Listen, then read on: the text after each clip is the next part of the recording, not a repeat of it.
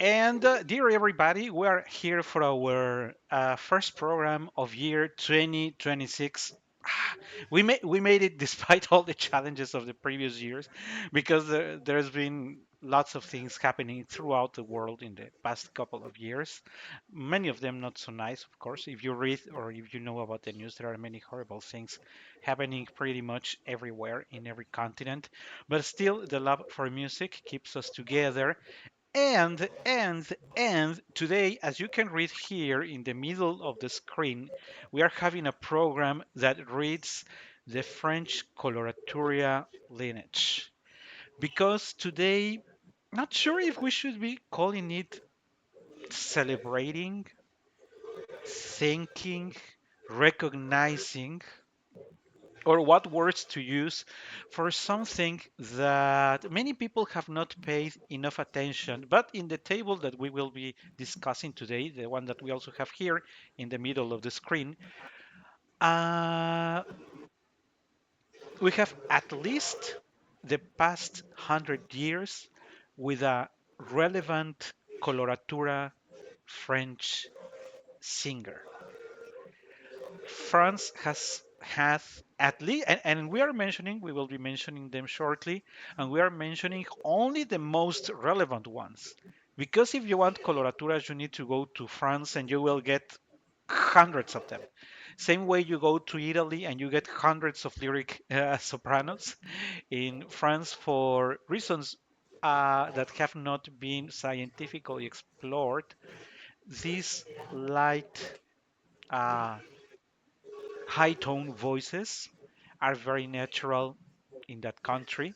And since we want to think, because for 10 months already, Paris is the city that listens to us the most. So we have been adding countries and cities, and to be able to read that Paris has been consistently the city that listens to us the most is just amazing. Our background here, you can read that says 179 cities, but no, today it's 1,188. And among those almost 1,200, Paris is by far the city that continues to listen to us the most, which is something that we really, really, really appreciate.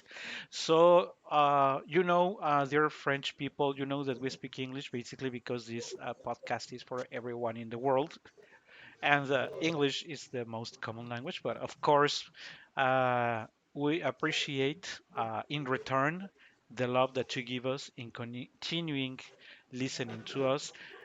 And what better way to bring this appreciation for French music to the coloratura season, the Gorgoritos season for Katia, where we have 1,000 notes per minute, where the soprano goes up and down, and then a trill, and then a cadence, and then goes back, and then a two octaves jump, and then going back, and all those many spectacular things that they do, and that are in very, very, very, very good hands, as we are about to start sharing about five selected sopranos.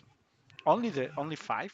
I was mentioning that France has had dozens of great coloratura sopranos. But before we start on the detail, Katia, is there something that you would like to add? Well, I would like to say that for today, I would love to sing something in French, but as you can listen, I'm still constipated. I'm walking through a flu, so it will have to wait. But I expect to express my gratitude to France, to Paris, in our next program. Yeah, and today is not the end of our series. We are still many, many, many programs to come, and we are going to be mentioning that because, in fact, many of the roles that we will be talking about today are, in fact, the ones that we me, that cat, yeah, of course, Oh yeah. really are me, the coloratura tenor. Katia, the coloratura soprano, is still pending to share in these many programs. So, getting started with the business, let's start with Lily Pons, who started her career in the middle late 20s, 1926, 1927. So it is exactly 100 years that she started singing. She's probably, hmm, I could say the most legendary French soprano. Not because of the importance, but it is because like she's the first one that is in the eyes of everybody. It's like in the world, she even crosses, the ocean and sings for decades in the US. And she built a very interesting career. She was active for almost 5 decades, which for a coloratura soprano is a lot. 5 decades, it's a lot. Even for any human being to be singing 5 decades, it's maybe twice the double that a tenor may be able to sing, to put it in simple words. So, and that but we're still not talking specifics of her voice, whether we like her, whether or not, blah blah blah. But to start with, and Katia, I know you will agree, it tells you about a discipline and an understanding of her instrument. Yes. Light voices uh, are probably um, more sensitive and more delicate sounds, and this kind of voices also finishes their times early than deep voices because it's not easy or simple to preserve these high notes, the agilities. Uh, for example, it comes to my mind the idea uh, of an athlete or a sport person. You have a very short career because you are doing exhausting and demanding things. So that happens to light voices. Even when you have a good technique, you start to lose your high notes pretty fast, actually, faster of what you would like to.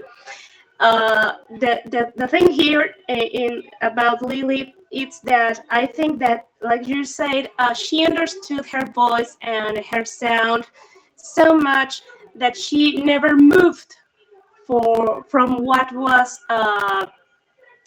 perfect for her.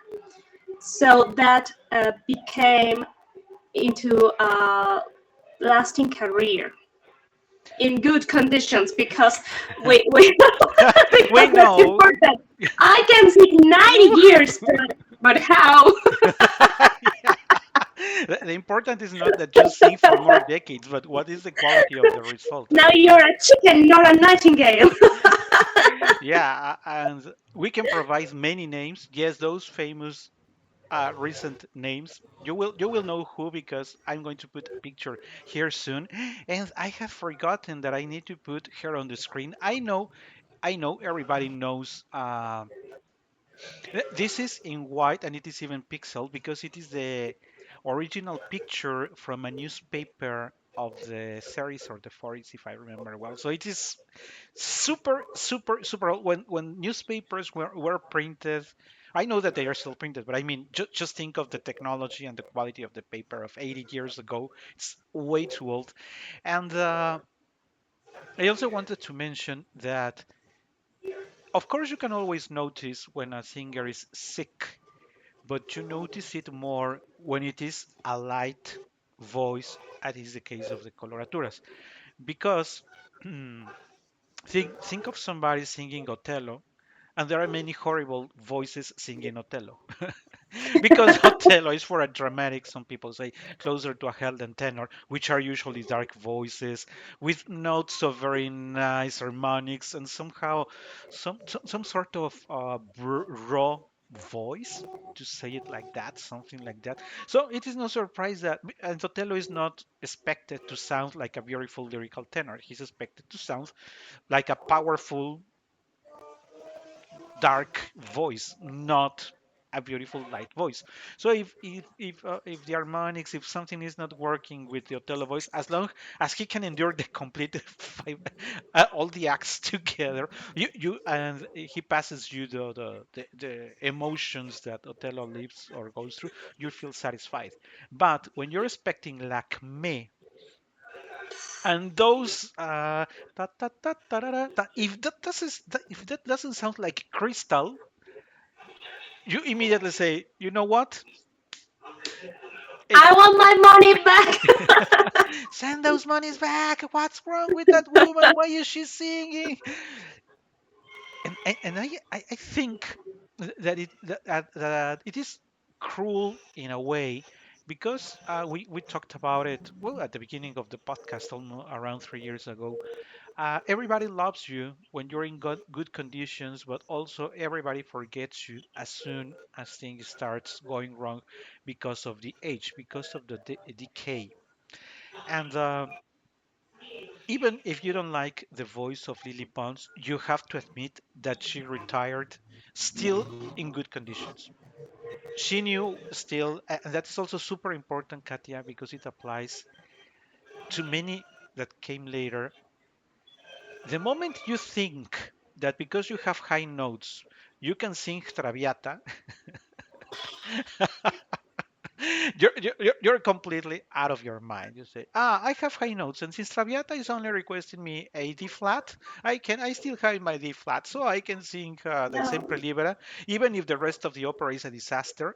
I can still sing the Sempre Libera, and she understood that, and she adhered to the roles she worked for her best, among which we have Lucia di Lammermoor, Lakme, of course, Gilda, and Rosina. I have heard a recording of hers, in fact, singing along with Giuseppe Di Stefano. To be sincere, I don't think I like the way the two voices work together because you know that Di Stefano is clearly a lyrical tenor with very nice harmonics as it is part of the voice of a lyrical tenor. And she's a very light voice, a crystal voice. So we know that she has way much higher notes than Di Stefano, but somehow puts her at disadvantage. You know, yes, you have the beautiful clear sound, but you have a rich velvet voice in Di Stefano. Even if the coloraturas of Di Stefano are not the best for Rossini, but this sort of mismatches, I know that she agreed because she knew that Di Stefano was also very popular. But no matter what, whether you like her Rossini, her Rosina or not, she knew how to do it without hurting herself. And that is super, super important. Katia, good. Is there anything that you would like to add in regards to the characteristics of the voice of Lily? Yes, well, she is one of my favorite coloratures. I approached to lots of music thanks to her, and it is important this point that you just said. Um, you have to pay attention not just about how many high notes you can sing. It's the way you approach to them, the way you attack these pitches. Uh, if you try to sing something with more with more color, with more pasta, and you are a light voice, you will start to force, and these high notes will come down even faster. If you don't have, if you don't pay attention to the voices you are singing with, you can be making an extra effort and you will lose your high notes and your agilities faster. So, So it's a delicate voice, I have to say. yeah, Also, we have mentioned, and it will apply because all the coming voices will be in a way similar. Remember that light coloratura voices are not loud because many people say, ah, yes, yes, but Lily had a small voice. Of course, she had a small voice. If you're expecting her to sound as Kirsten Flagstad or Dimitrova or any, Eva Marton, of course, she's not No going to sing way. Suicidio from Gioconda. Of course, that is not the case. Of course, she's not going to sound like a canyon higher than the rest of the orchestra. That is not the case. She's not to compete with the orchestra or to sound above the orchestra. And if you listen to the recordings of Lily, I would assume or I would understand that she discussed that with the directors or the directors were aware of that because you would hardly find a recording of Lily where the orchestra is too loud. The orchestra is usually in the right volume for you to appreciate her voice. In terms of technique, Katia, is there something that you like or that you don't like in regards to Lily Pons? I think that in the times of Lily, uh, we have some other voices that are not, for my taste, very vertical. It's not about pasta, but I think that it's a voice that usually sounds more charged at the head voice. And it's not wrong, but for my taste, I would prefer a more vertical sound. Yeah, I didn't do what I said what I was that I was going to do to look for her spoken voice because I am very curious. Of course, I have known Katia for long, so I know her spoken voice is what you're listening to her now. Very similar to her singing voice. There is no change in the imposta or anything. It's basically the same. But I am very curious because if you after the program, if you didn't know Lily Pons, you go and look for a video of Pons, you may ask yourself, how is it possible that the sounds are like that crystal? Lily Pons is particularly that mm, like thin voice because her voice is very, very thin that hits the notes like a crystal. If you had this like a holophone but with crystals, it could be like that. Mm, It sounds like that.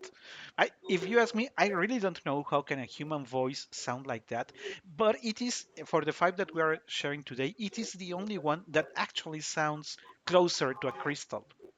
You know, and I find that very interesting. If I have to say something, I really do not think she was always in the role.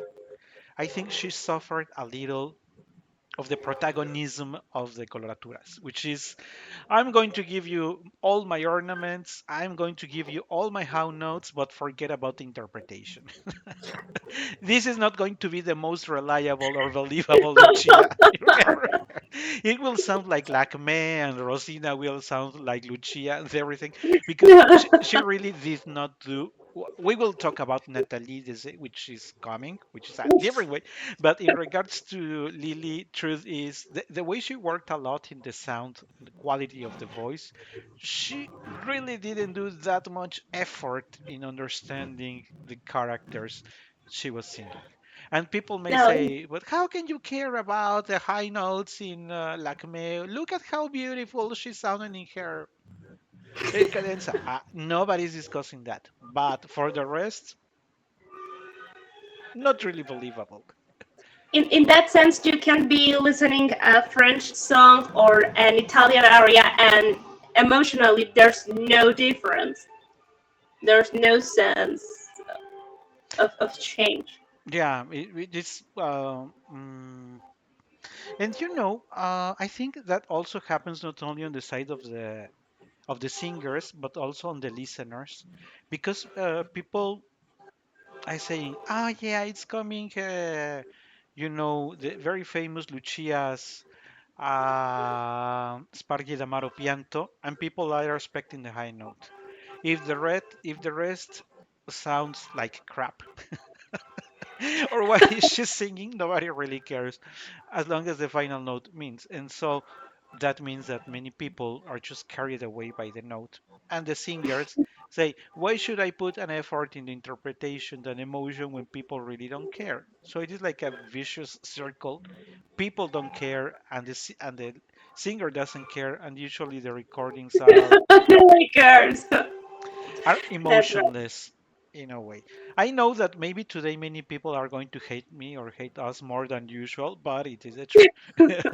Go on, check the recordings, and you say, uh, the way she sings like me, it could be the same way she could sing, for example, Ophélie.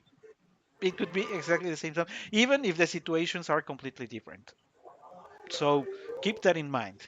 Uh, I was going to share with you something because in this one in this chart that I was sharing with you earlier, I had the vocal range which I wanted to somehow discuss with Katia, but it is very interesting that no matter where you look, when you want to understand the vocal range, and of course the vocal range means a minimum or the initial low note and the maximum high top note. Nobody discusses anything about the lowest notes of the sopranos. Everybody goes for the top, but nobody really knows what the low notes were. I don't. Maybe they didn't know either. I'm pretty sure because of the quality of the sound of Lily, that what could be her decent lowest note. What did you say? I don't know. Nobody cares about the deep sounds. We know nobody cares, but Well, remember, we should as listeners and as singers. But honestly, if you are shining up there, even if you don't sound a lot, or if you don't sound at all in a lower note, and nobody cares. I have worked a lot in my low pitches, but mainly nobody cares. yeah, I just wanted to mention it because if you remember other episodes, we addressed that with Katya when we are reviewing the score, and you say, "I don't know," and then you go down and they say, "Oh my God, trouble! What I'm going to do?" I have a cadenza that is reaching a very low note for the pitch that I'm singing, and then I have to go back, and we have shared how difficult it is to go, especially for this kind of voices, because of the inertia that it carries to go for a low note, and somehow the tricks that you have to do in always to continue with the same brightness when you reach back up. So it was mainly because of that I was curious of the range. Pretty much, mm, I really don't know what her highest note was, but it is, and I don't recall if I heard singing the Queen of the Night. I I don't remember. I really don't recall, but I found in the literature that it was an F sharp. So makes sense that she Yeah. had the note, her top. But now I think it is time, and why don't we sing? Why don't we sing? Why don't we talk about? Go ahead. I can barely speak. Imagine if I could sing. We have in this picture one of the most interesting sopranos of the past decades also. Of course, we are talking about Mado Robin. Opposite to the case of Lily Pons, whose career was for around 5 decades, um, Mado's was very short. She barely sang around 15 years. But we have to say that it is because she died very young because of cancer. She passed, uh, she was barely 50, 52, if I remember well. So she was still very young when she left. But there are if you like to search for materials in the internet, there are many pirate recordings. Thanks, pirates again. There are many pirate recordings of her appearances on French TV shows, and I don't know what adjective could you use, Katia, when you listen to Mado. I was thinking of maybe amazing.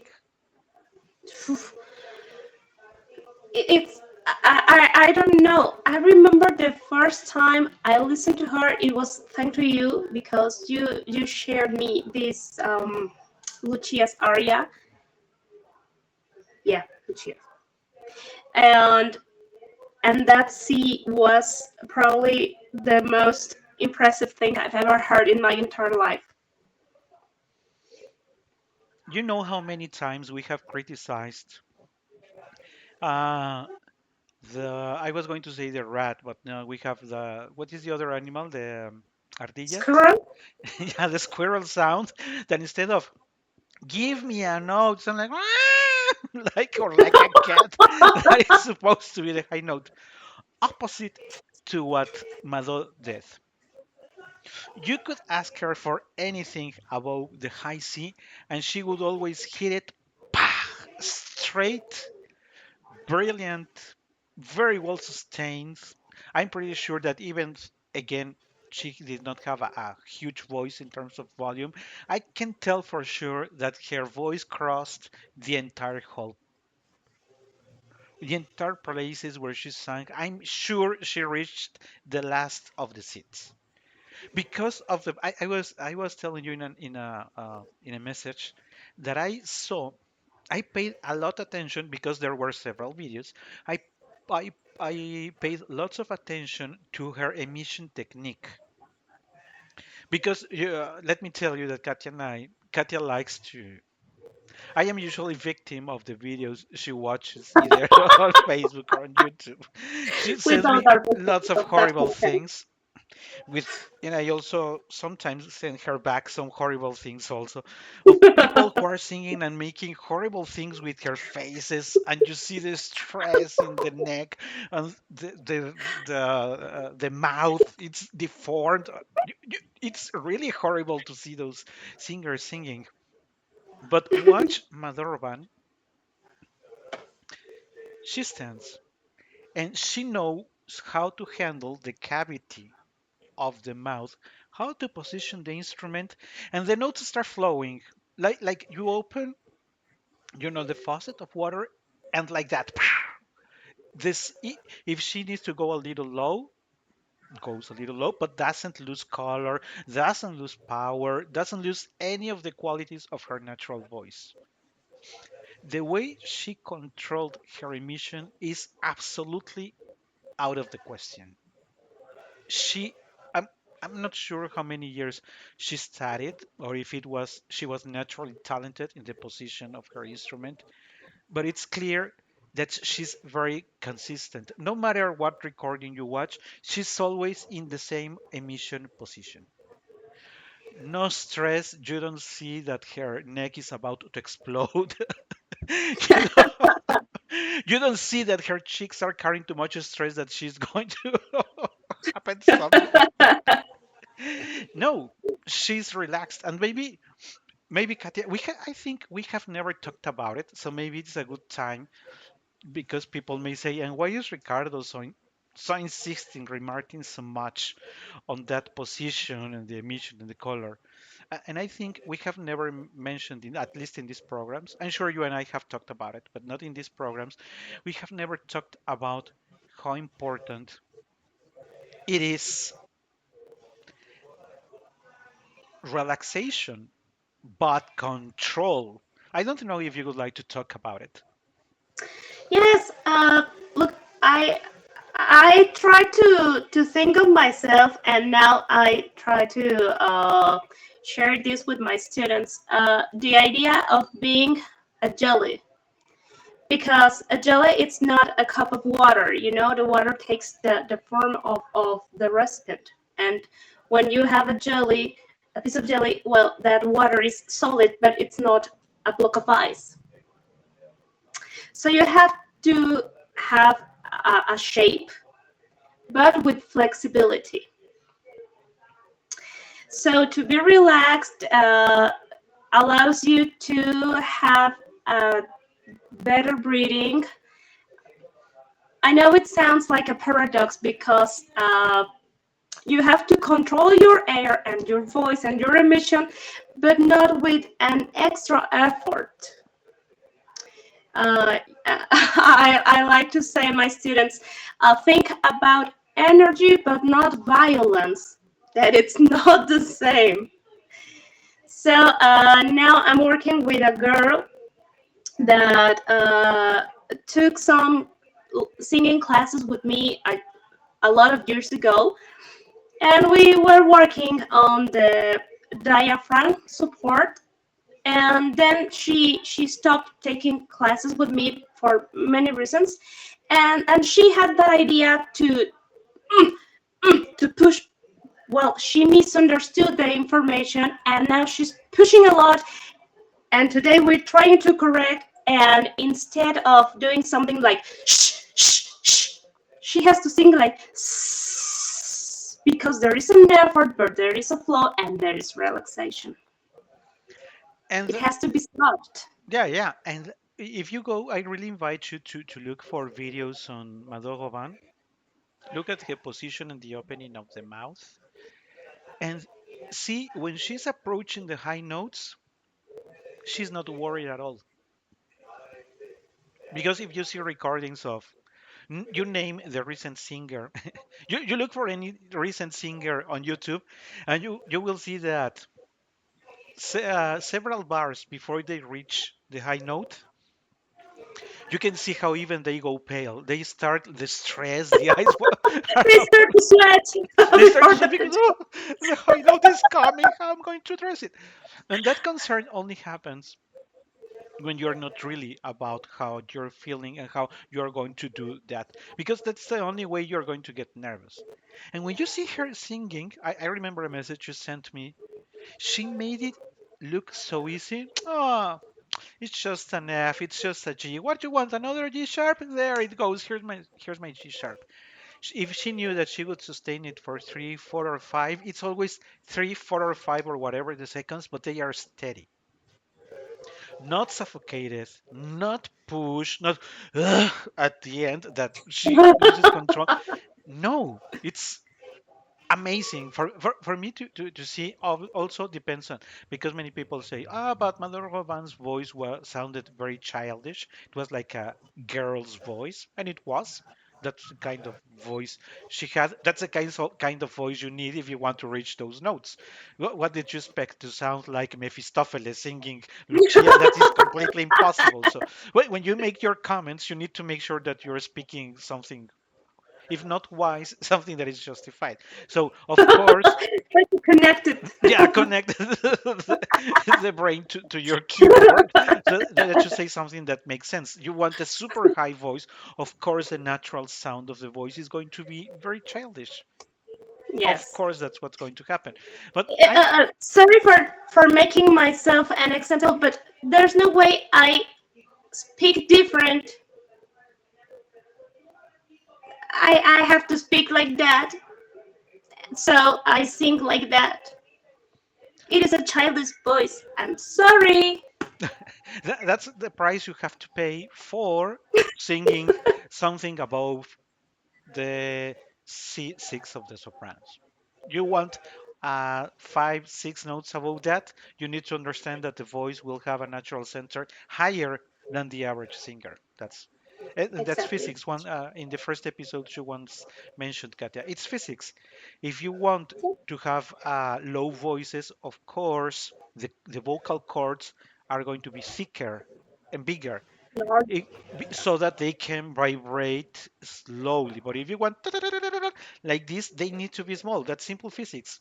Vibrate Yes, this. I like to use the example of a piano harp. It's Hmm. the same instrument, but if you play the bass, the deep notes, well, there are larger chords, there are thicker chords, and the the the hikes extreme have smaller chords, thinner, and the sound, even if you try the keyboard with the same strength, it's not the same resonance or volume in a deep note that in a high one, and that's physics. I also noticed something that, of course, if you're able to read what I am sharing on the screen, not now, but the table that I've been sharing, most of the roles are similar. But what is the difference if she also sang Lucia, Lacme, Gilda, Rosina, Olympia? They are roles written for that tessitura. What did you expect to happen? Of course, they are going to be the same, and because everybody wants to listen to Olympia, and everybody wants to listen to Lacme and her bell song, and everybody wants the Rosina ornament. So of course they are going to be the same. They all brought their own style, their own technique to the stage, and I don't know if I was something. For me, Robin was also the first coloratura soprano that I heard on a radio program on a Sunday. I remember that I was, and it was a AM battery small radio, and I remember that she was with her Sparagida Maro Pianto, and then when she approaches, usually when the soprano is approaching the final note, it usually sounds like artificial, like she's going to hit the note, but there is something in the environment telling you that it's not like very natural, no, like some sort of a stress. Is the girl going to do it or not? But when you listen to Mado, and when you listen to the sound of the orchestration, then suddenly, like a laser light, her voices crosses everything. It's not, and sorry for people, I like Renata Scotto, but I'm going to use her as an example here. It's not like Renata Scotto singing the same part, and you are super nervous that, oh my God, is she going to break it? Is there something horrible about to happen with Renata Scotto's? That is not the situation. Listen to Mado. It somehow I can feel how the public is like with their mouths open of surprise of, my God, has anybody else ever produced such a high note with that amount of volume? Because her note is powerful. It's not a small volume. It's but with a high note. The duration of her note, it's like eternal. We know it is not very long, but it is so shockingly high that each fraction of a second leaves you astonished. Well, it is eternal if you try to sing the same. Yeah, yeah, it is. You could sing it a third lower and still feel like it is eternal if you manage to reach that amount of volume. Because being sincere, now I am going to have everybody who loves Callas hate me. But if you listen to Callas singing again, also the Lucia, the final Spargi d'Amaro Pianto, she was not very good when she was reaching all those high notes, and the sound is horrible. Truth is that the sound of hers in that part of Lucia is not nice to hear. Compare it to Mado. There is Yeah. nothing Callas has to do against. Not only because Mado is super high compared to Callas, but listen to the quality, to the amount of sounds that comes out of the body of Mado. It's really, really impressive. Uh, in regards to her vocal range, so we know that she could reach a C7. Some people say that she could even sing a C7 sharp. So I'm not really sure if she even had a top note because it seems she could have sung like for. Probably we couldn't hear it. Yeah. Only Be- bad. because many people don't know it. It is also physics. The harmonics work like this. Your central C, in the case of the tenors, think of a tenor singing maybe a C4, is going to have what is called the fundamental note, and the harmonics are going to be repeated and a natural number that repeats one, two, three, the central or main note. But the higher it is, for example, the seventh harmonic of the central sounds, we will not be able to hear. That's physics. That's what Katya refers to. So the highest note of Mado, maybe nobody could ever hear it. Not because it doesn't exist, but because we humans have a limited range where we can appreciate the the notes or the sounds that people are meaning. Also, it is very important, and maybe we should go back to that in a future program, because the harmonics give you the quality or the specific sound of a singer. Hey, but if Mado is singing a C6, or let's say an E6, and the C is singing an E6, and Pons is singing an E6, why do they all sound so different? It's because of the harmonics. The composition, I have a graph somewhere that maybe we can use on that program, where you can see the whole spectrum of each of the voices, and even if you're singing the same note, the spectrum looks different. Mhm, Something to wrap up with Mado that I also wanted to mention. mhm. Yes. Yeah. No, go ahead, go ahead. No, sorry. It's just that you said that well, if she had this so crystal and stable C, it is because probably she obviously could sing higher. Ah, sure, sure, sure, sure. Shit, Yeah. what is coming? My B flat? Ha! There you go. Here's my B flat. But what I wanted to mention is that not only she has, as we have mentioned, a very, very extensive range of voice, but she also had this sort of brightness, the top of the note or the squillo, the voice of Mado. You can always hear the central note, and you can always hear the second or the third harmonic vibrating higher. You can always see that sort of metal in the sound. It's impressive. It's Mm. really, really, really impressive. And that is not going to be the case as we are going to change. Well, unless Katia, there is something that else that you would like to say about Mazo. No, no, no, no, thanks. I think that was it. So we're going to talk about the elegance of Mesple, uh, but that is exactly where I wanted to continue the conversation. I don't hear that brightness in the sound of Mesple. Correct? Good technique, nice sounds, good fiato, but that brightness in the sound, I do not find it. Certainly a different voice, a different technique, a different way of emission, but I'm going to start with the negative so people know you can hate me for talking this way about Mesple. I think she was gifted with this voice. I am not saying that she had a poor voice. I understand she had a very good quality of voice, but that I feel like she had to sing like me and Rosina and Gilda and all these roles because that is what was expected of hers. But I think these roles really didn't feel her. That's only Ricardo's thoughts because when I listen to her, I even feel bored. It's the only time that I hear to Olympia and I get bored. One is usually listening to Olympia singing and one feels excited. And when I listen to Miss Play, it's perfection.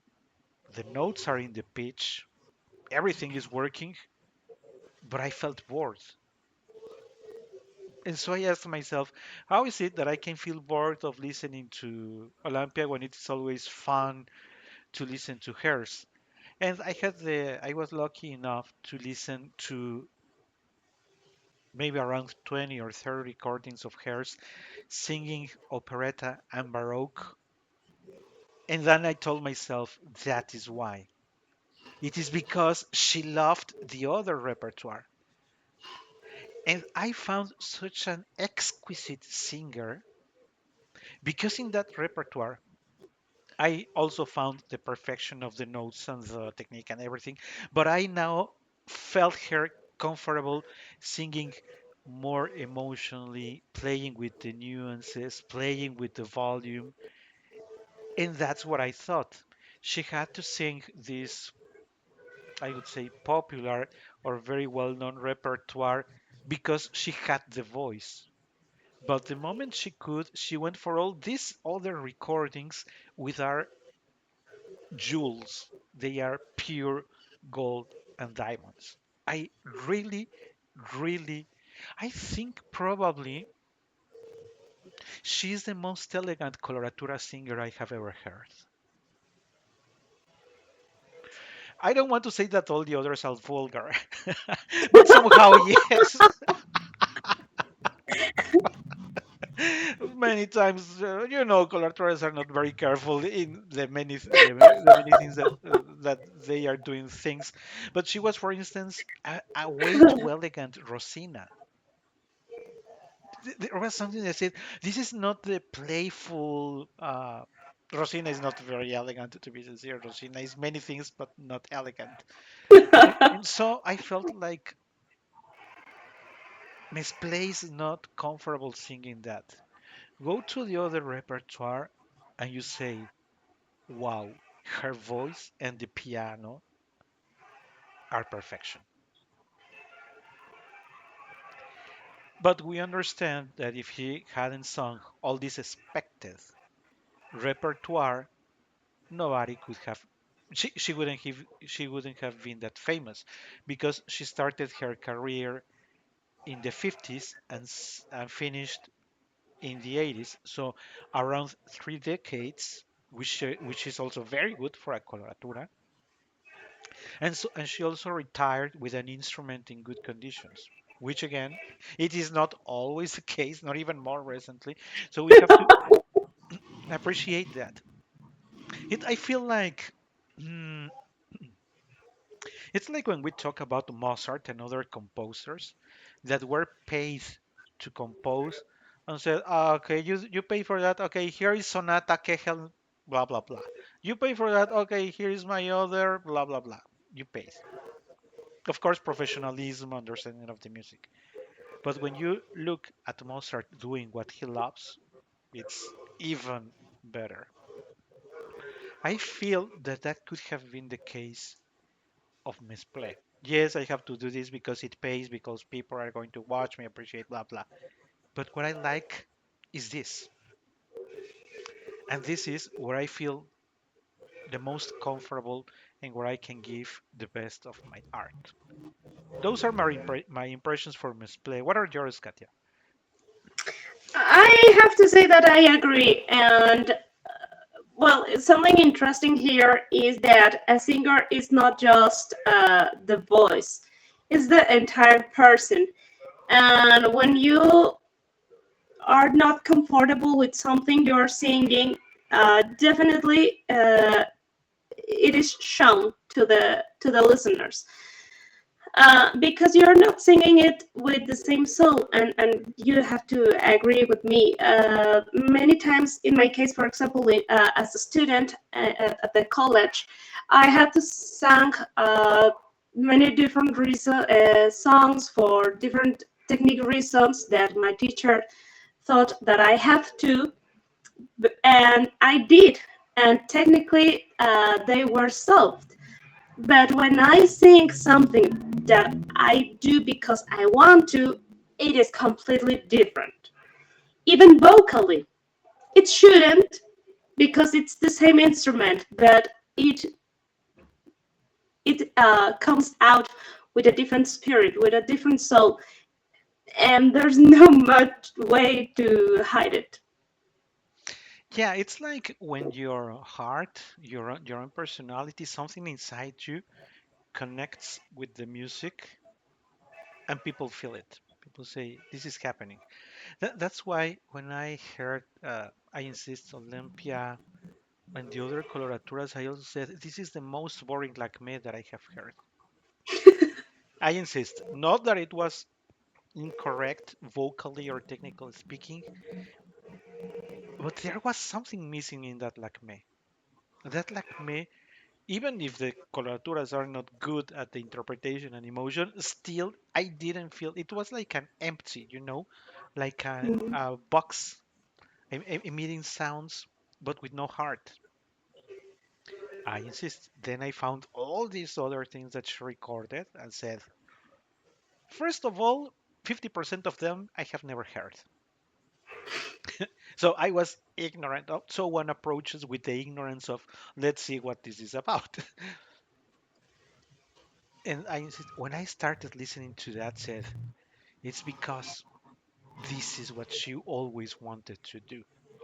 But she knew that if she had chosen to do that, she would have never been that famous. We have mentioned it many times. You want people to you want to get an easy applause? Sing Traviata. You want an applause? Sing Mimi. You want an applause? Sing Chocho San. You want to be a famous tenor? Sing Rodolfo. Sing Radames. You want something more. Uh, I don't want to. I don't want to say. Maybe if not complicated, because complication, but at least more complex. Then you have to look in another direction. So many people sing, for many sopranos sing Traviata, Violetta Valery, but very few sing Don Carlo, because Don Carlo needs a very mature soprano with deep understanding of the music, of the text. It's requiring something different. And I really feel uh, that Mesple, because of that level of elegance, of beauty in this other repertoire, she deserves, yes, a place in the coloratura because at the end she was a coloratura, but maybe more like sort of a concert soprano. Mhm. More, bueno, in Spanish we say the concierto, but I'm not sure if that could be the right translation for. I think that is not the right translation into English. Like more like chamber music, maybe. Misplay would be more like for chamber music. Something more intimate. Yeah, yeah. I can picture her also with the instrument, maybe with a cello, with an harp and the piano, and wow, wow, wow, wow. So no need of Hamlet, no need of Ophelia, no need of Rosina when you have all those at hand. And I think the picture we're watching here is in fact Rosina. It looks very much like Rosina we are watching here. But also, if you look at her, you can see that she's a very elegant woman. I find it difficult, excuse me for the expression, because in Rossini, many times you have to do ridiculous things. And there are many examples of the ridiculous things you have to do on stage. And we don't like to be ridiculous. But they are fun. That's Rossini. So I find it very difficult to think that a woman like hers could sing something like that.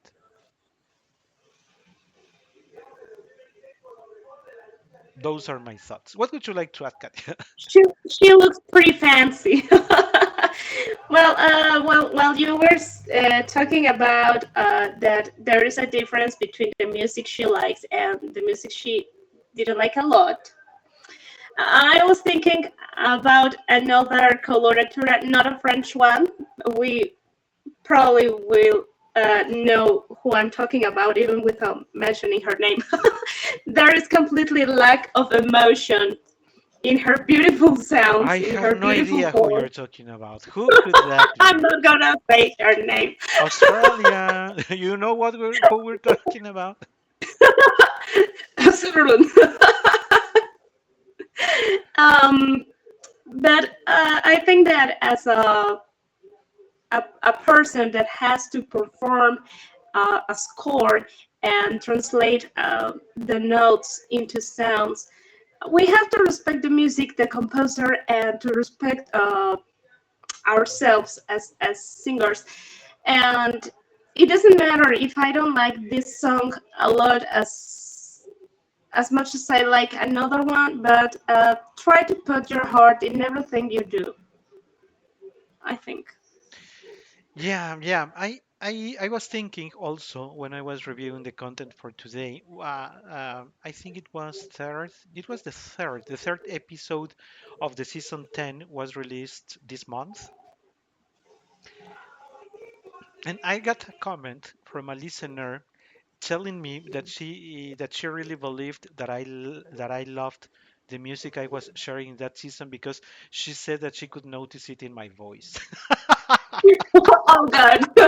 She said it's clear that you are so in love with that music because of the way you speak about the words and what you're explaining. And as you just said, this is something you cannot hide. When you connect, and that's why did I chose those for that season, the music that I would take to a desert island. Because to be sincere, I would never take the Sempre Libera to a desert island. This is not something that I would like to listen for the rest of my days. But would I listen to Elizabeth de Valois' aria for 50 times in a row? And the answer is yes. So when you listen to my recording of me sharing that one, of course you're going to listen to me, to an enthusiastic Ricardo, the same enthusiasm I cannot fake for Sempre Libera.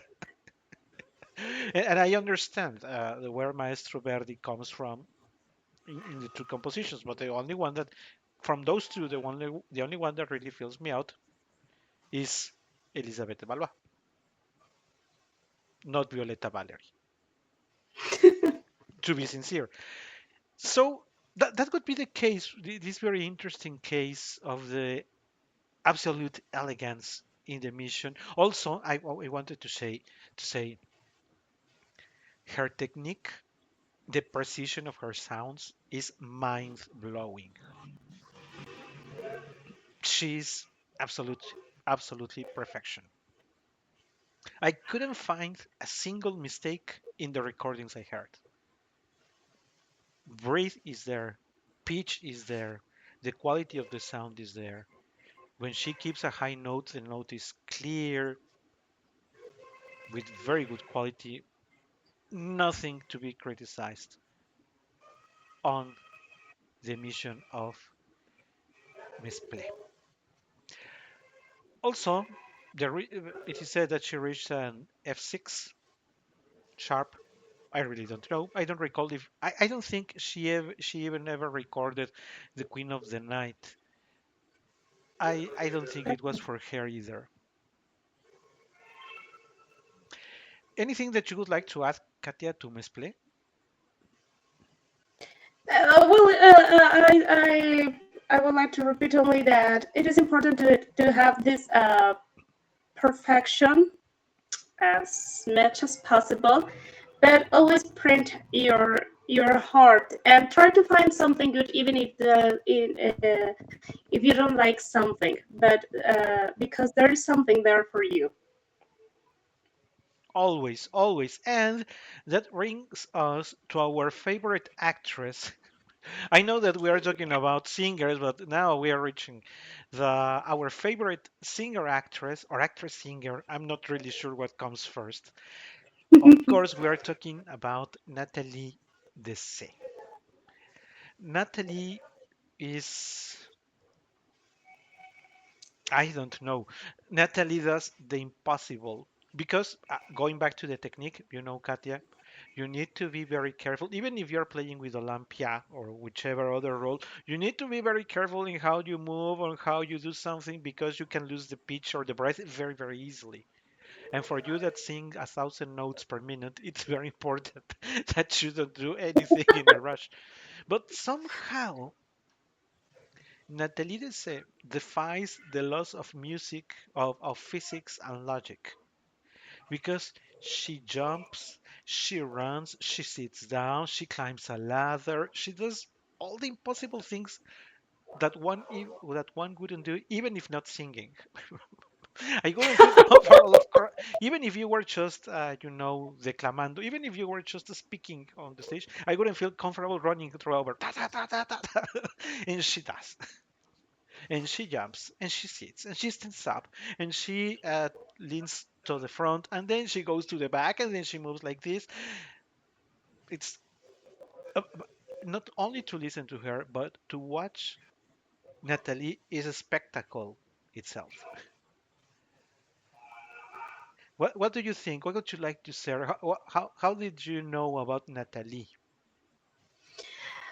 I have to say that probably Natalie is one of the coloratures that I uh, feel more identified with because I have said in other programs that when I was a child, for example, was watching The Little Mermaid, and immediately I started to act like the mermaid. And if I was watching Bambi, then I became a deer, and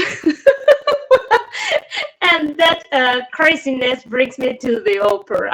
So if someone really became into somebody else, is Natalie. So I think that in some way, I can understand the way she transforms in somebody else's in that moment, and I know that she loves it.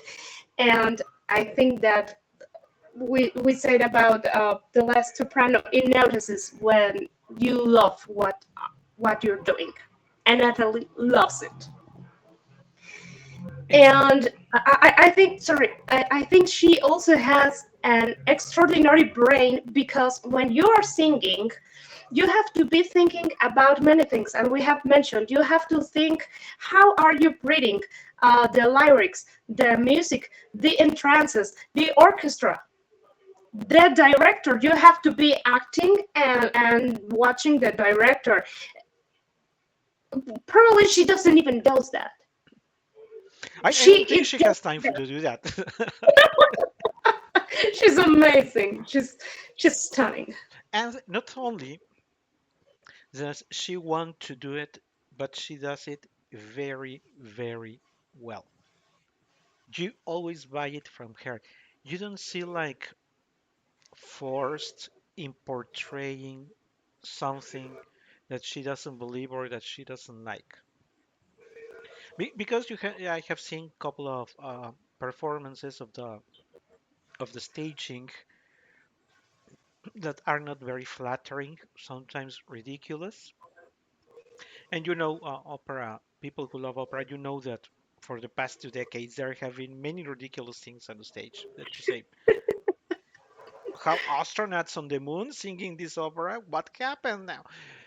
And no matter what the challenge Natalie is going to face, she always got ahead because she no longer performs in the opera. She does some concerts here and there, and mostly acting now. But you go to to her past recordings, and with all the things that Katia mentioned, the cares that a singer has to have, and also now she says, and this is the moment that I jump. Oh, and this is the moment that I run. And this is the moment that I stand up. So, of course, we all do that. All singers do that. But that's something that you always criticize, for instance, in Renata Tebaldi. Renata stood up in her second half act of Tosca, and she could barely move, and when she moved, she was very slow. And we said, "Oh, I'm going to stab you." She says, "Oh, Scarpia, and does it like even in slow motion. Nobody believes it when Tebaldi is doing it. And when she's going to throw her from the top of the tower in Castel Sant'Angelo at the end of Tosca, "Oh, Scarpia, avante," yeah, yeah, and she throws. She even collects her dress, very adequate, and gives a step pretending she's falling. Nobody buys it from Tebaldi. I mean, you just look at her.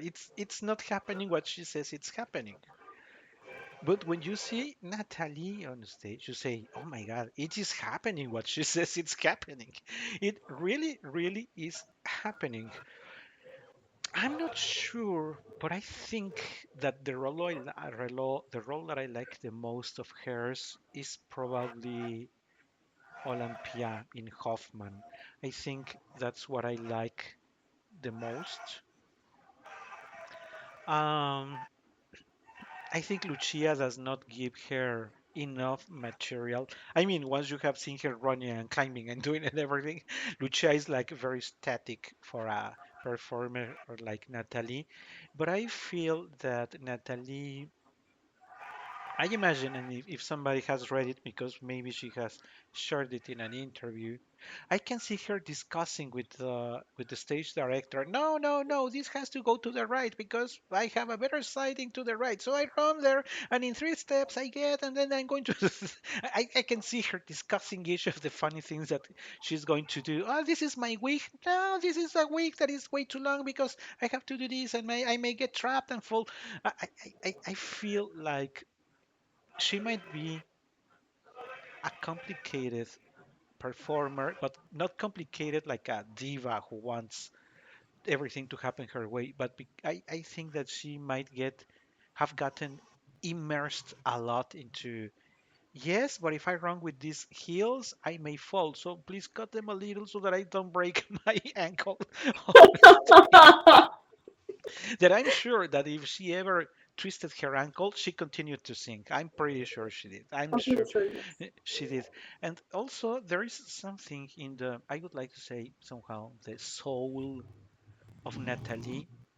It's like a sort of a, if she had some sort of a sun or brightness in her heart that always transmits you something. It's like this joy of living, or I'm not sure how to describe it, but there is something very particular in the personality of Natalie. It's not only that she smiles, she passes this sort of joy, I am happy to be alive, that always catches the attention. Um, not sure, Kathy, if from your perspective, vocally speaking, something that you would like to share on Natalie. Yeah, I would like to just say something about, but first of all, I would say that if somebody understands the nature and the origin of the opera and the meaning of opera is Natalie, because finally opera comes from the theater, from the Greek drama. So, and it paulatinamente, Progressively, it's yeah. step by step, yes, it was musicalized. So we started to put some music into the Greek dramas originally. That's the way opera was born. So uh, we should be actors that sing. Within opera, there are different genres like bel canto and verismo, and well, it have suffered its own transformations, but mainly it still comes from the drama, from the theater. And if somebody understands this, it's Natalie because she obviously sings, and my entire respect. but but above all, she acts, and that's something that sometimes we forget as singers, like you said, and probably the most examples are like that. You stand, you put your hands here, and then you sing. My God, that's not the idea. I'm sure that was not the No, idea. And luckily, yes, I was like very sensitive when I found her because, well, I'm not saying that I sing like her, but I think that our voices are a little similar in color because with the other coloraturas, probably for the time or the style, they sang more in the head, but Natalie has a more vertical sound, more connected, more entire resonance, and I feel pretty identified with her, and uh, what can I say? I love her. Uh, now that you mentioned it, yeah, we said that the voice of Pons was like a crystal, very delicate, very. small in volume. Govan was sound like a childish for many people.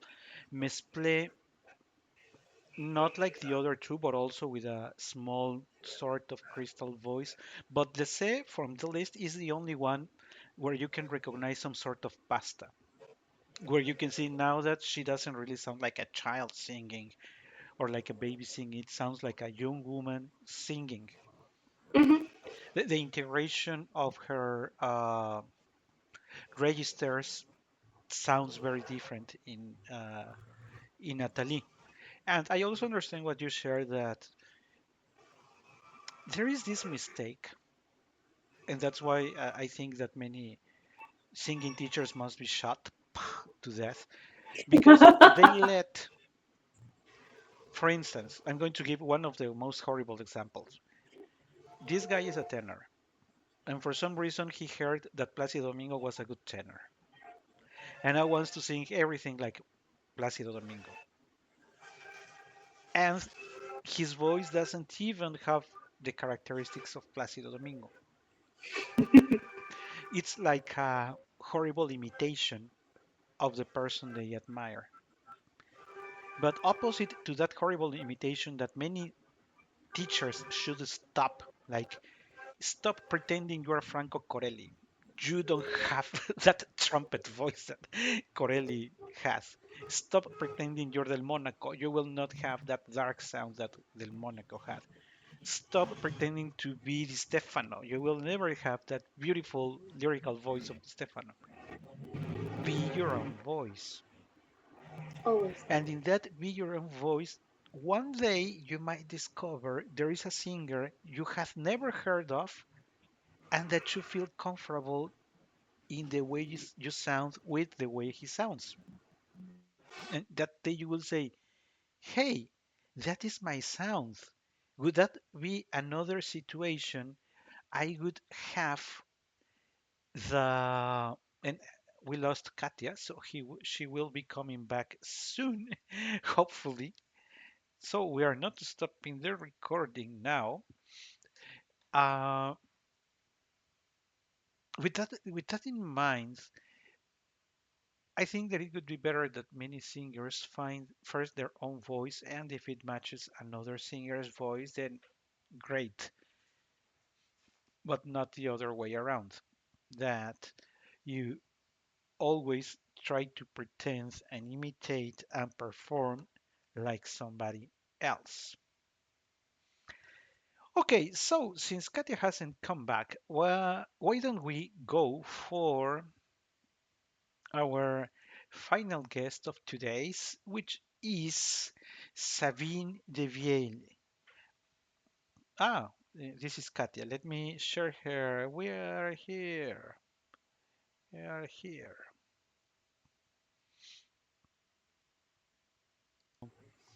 And so we have Katia back. We have just wrapped up Natalie, which we both love a lot. You can see it in our faces. We really love to watch Natalie. Whatever Natalie is doing, we love Natalie doing whatever she does. I would really like to see her. Sorry to go back to Natalie. I would like to see her just as an actress. See what she's up to. I haven't found any recording of hers of only being an actress, but I would really, really, really like to have the chance of seeing what she does when she doesn't sing. I think that could be a great opportunity. But as we are reaching the end of the program, which has been super long today, and we had 5 singers to talk about, so that explains itself. Let's move for our final guest of today's, which is Sabine de Viel. She's a very young singer, still active. She started in the 2000s, active up to date. And I am going to put on the screen something that it's going to be very controversial on hers. Who is she?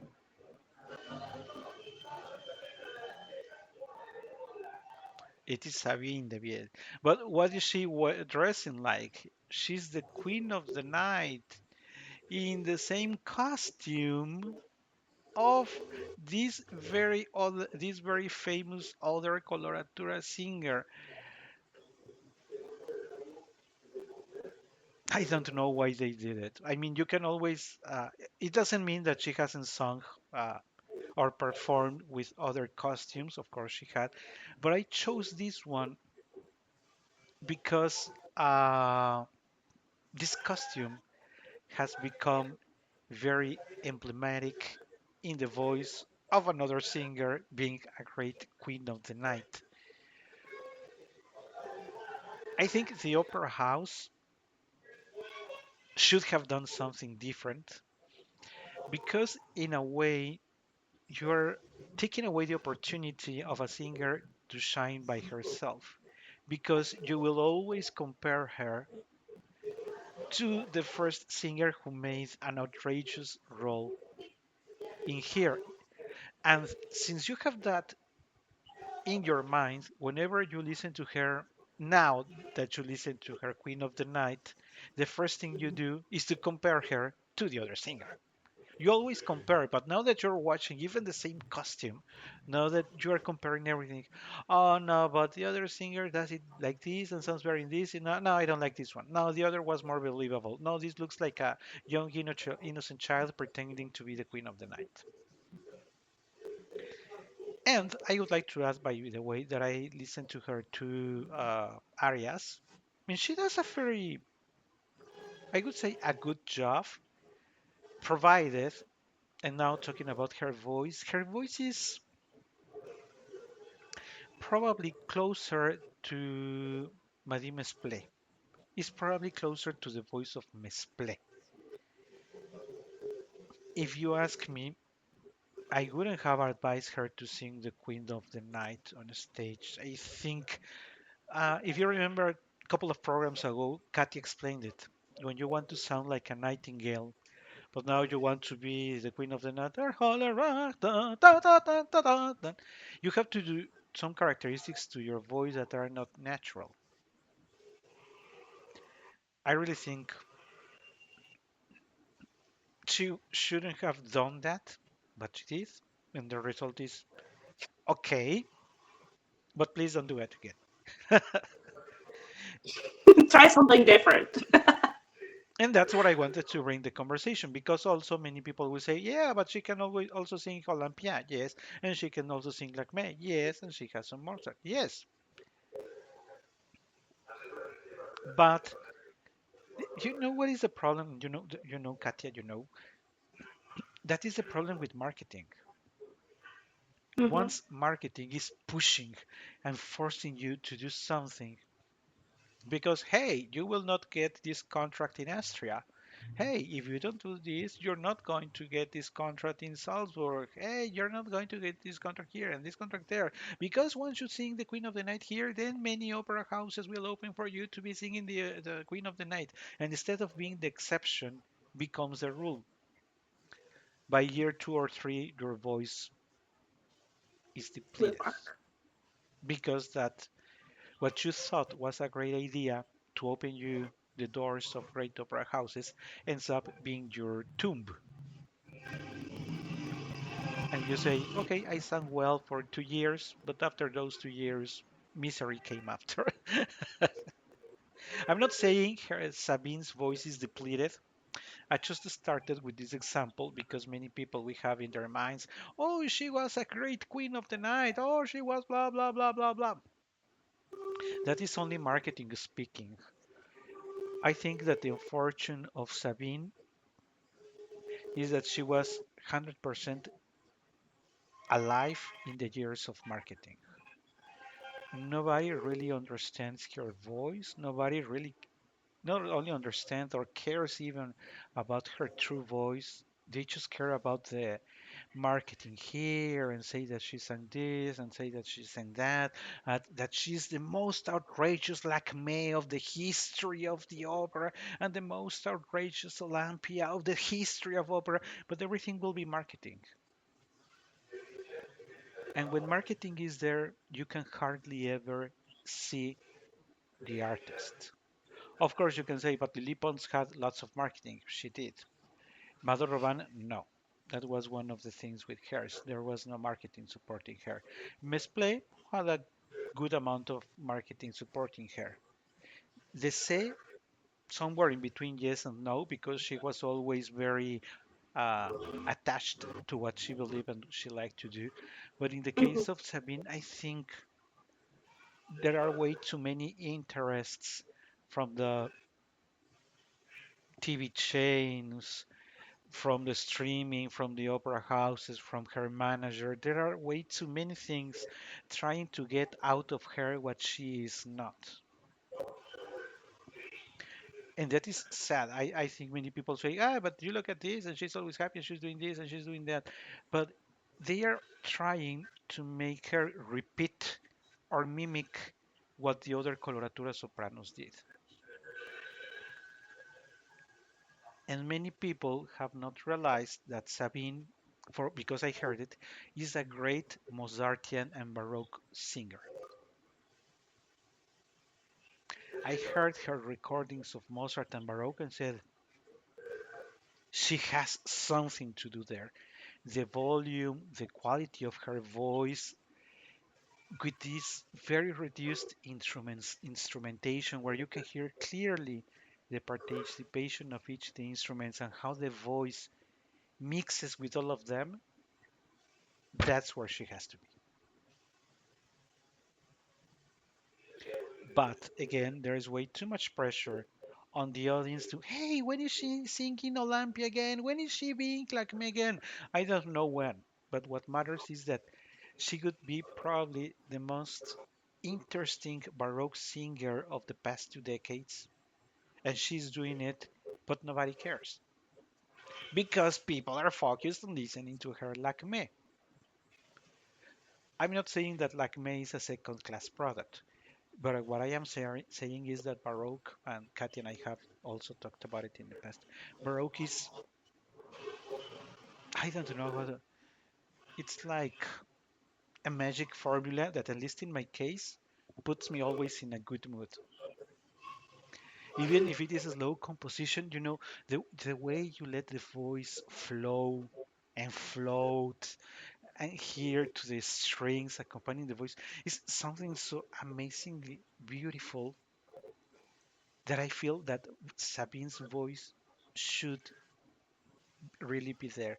Yes, maybe sometimes now and then seeing the other commercial roles, but moreover in this absolute beauty that it is the Baroque and Mozart.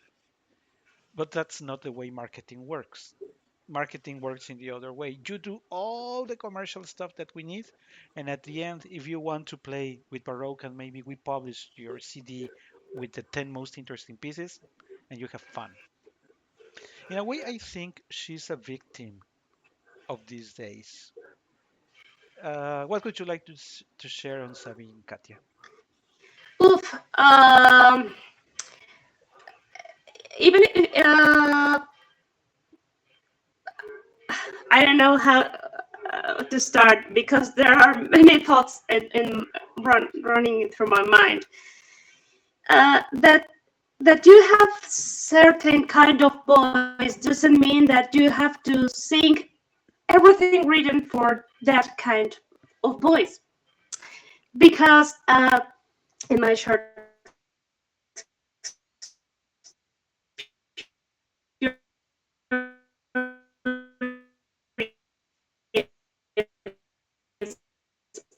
um,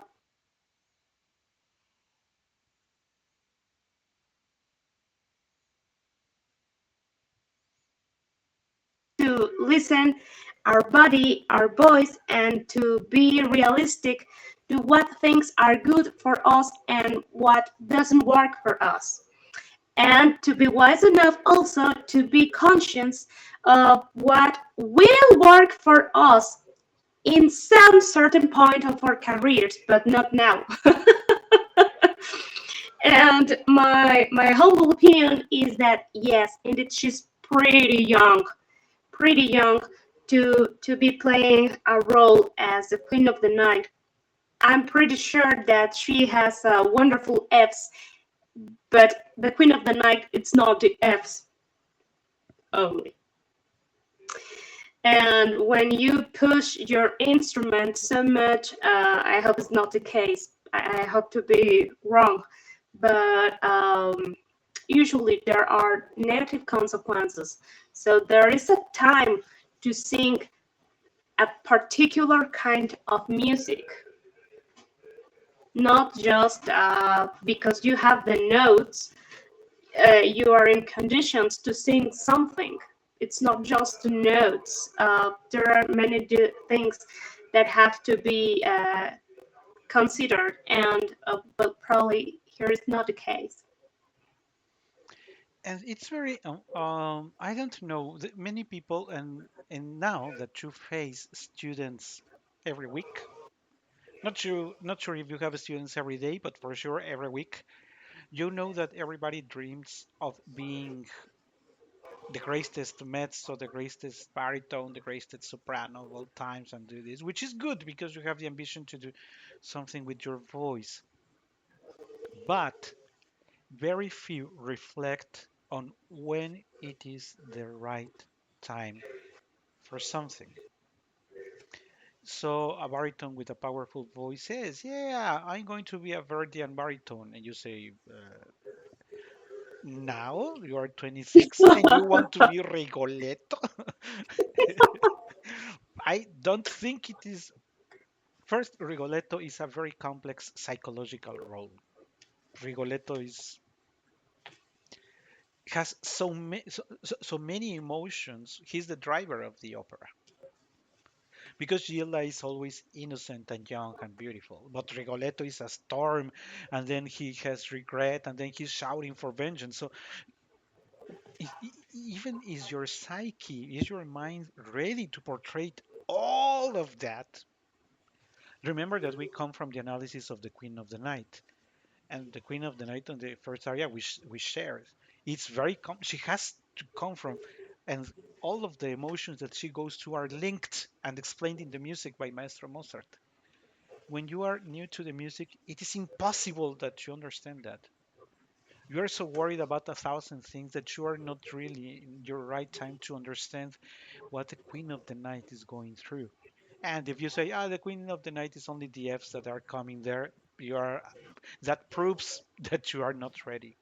The moment you say, oh, the Queen of the Night has less than 5 minutes on stage, but each of those seconds count like for several minutes already. I'm going to take my time before I face that on stage. Because people will look at my face and will know I am not the Queen of the Night. But with all that willingness to be the greatest opera star, there are many mistakes that happen, and many teachers let that happen. Say, oh, what are you presenting on your first concert, your first recital? Oh, it's going to be easy. I'm just having Mimid and having Visidarte. I'm not sure if I am adding Aida. Yeah, maybe I'm going to build Aida as the third number of my. You say, Aida? How old is she? She's 24. 24 and she's singing Aida? That should happen 10, 15 years later. But Mhm. it is only her first aria. It's not going to be the second, which the second is a little harder, but just only Ritorno Vincitor. Ritorno Vincitor!